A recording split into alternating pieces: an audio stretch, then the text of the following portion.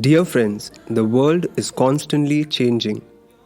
We come across various advancements in science and technology, economics, politics, sports, etc.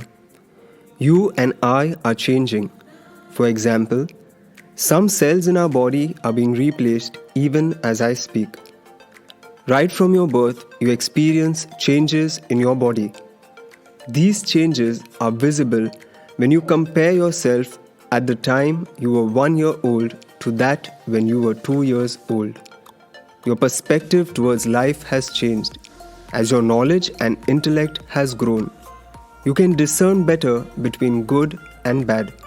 You can handle your emotions better. For example, you no longer throw a tantrum when you don't get what you want. You are able to relate more maturely with others. For example, you are aware of what behavior is expected of you and you behave accordingly.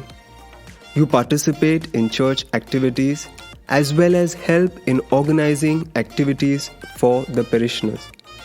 You are beginning to assert yourself and starting to make your decisions in collaboration with your parents. Until now, your parents would decide everything for you, but you slowly begin to express yourself.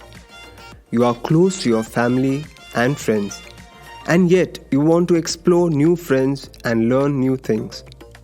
You have come to realize that you want to explore more about yourself and find meaning for yourself in this world. You are trying to grow deeper knowledge of yourself. You are seeking areas wherein you can pour out your energy to grow and build yourself. You participate in the Holy Eucharist and help in various church activities which you know will be helpful to your growth along with others of your age group. As an adolescent, you are undergoing changes at a physical, psychological, intellectual, relational and emotional level. Teenage is a stage after childhood and before young adulthood. It poses various challenges as you begin shouldering more responsibilities. There can be misunderstandings between you and your parents or siblings or friends or neighbors, etc. You experience that you have everything you could possibly want, but no one to listen to you. You just want to simply spend some quality time with your family. But that's not happening. You can be physically or sexually abused by a family member. You find that your parents are partial to your siblings. In such situations, your family can be one of the causes of stress. You are challenged to overcome school activities and studies which may be draining you of your energy. You are encouraged by your parents to be up to the mark with respect to the grades, activities, events, etc., which can lead to stress. You can be a victim of bullying in school, which can result in you not wanting to go to school. Your friends can help you towards the right path or pull you in the wrong direction. Similarly, your siblings or relatives can either guide you or through their bad example can ruin your life. The society projects various ideas which can be constructive or destructive. The media encourages good as well as not so good ideas.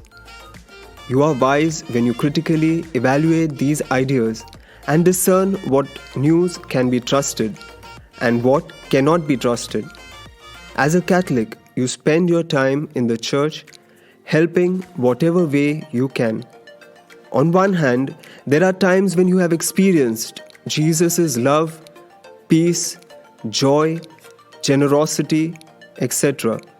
through a family member, a person, or a priest. On the other hand, there are times when you have experienced partiality, insults, gossip, pride, etc. Any event can become a cause of stress and depression if you are tormented for a long period of time. Therefore, you need to have someone you can trust. someone you can fall back on in times of trouble and crisis. God is ever present, and you can approach Him at any time, at any place. He is your refuge. When you seem lost, abandoned, lonely, and aimless, it's just that you need to experience His ever accompanying presence through different persons and events of your life.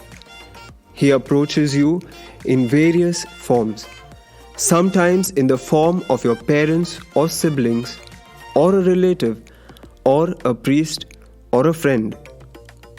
You have the liberty to respond to these challenges in at least 3 ways.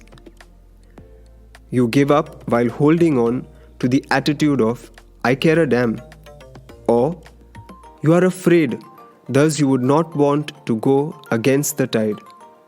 Or, you could choose to seek help from your parents, siblings, relatives, friends, priests, teachers, or even professional counselor.